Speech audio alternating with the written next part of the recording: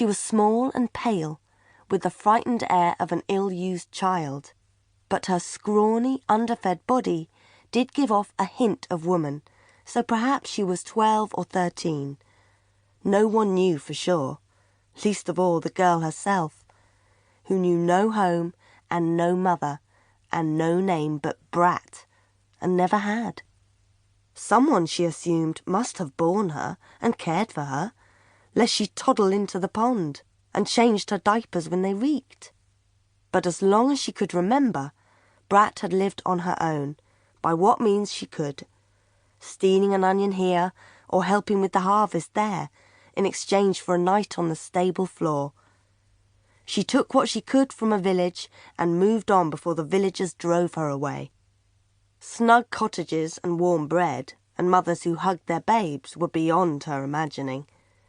But dearly would she have loved to eat a turnip without the mud of the field still on it, or sleep in a barn fragrant with new hay, and not the rank smell of pigs who fart when they eat too much.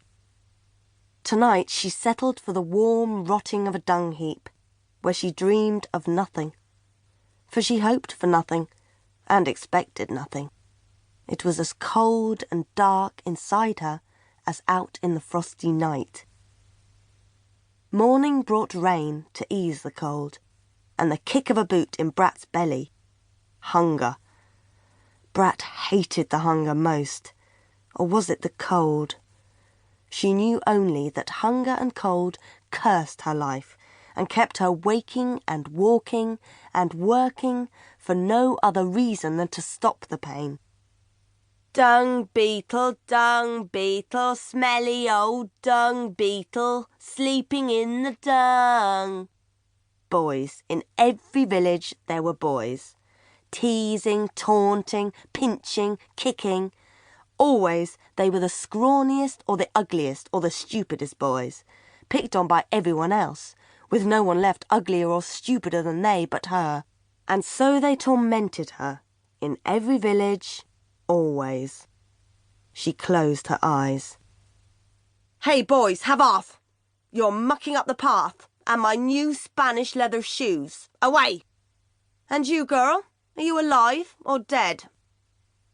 Brat opened one eye. A woman was there, a woman neither old nor young, but in between, neither fat nor thin, but in between. An important-looking woman, with a sharp nose and a sharp glance, and a wimple starched into sharp pleats.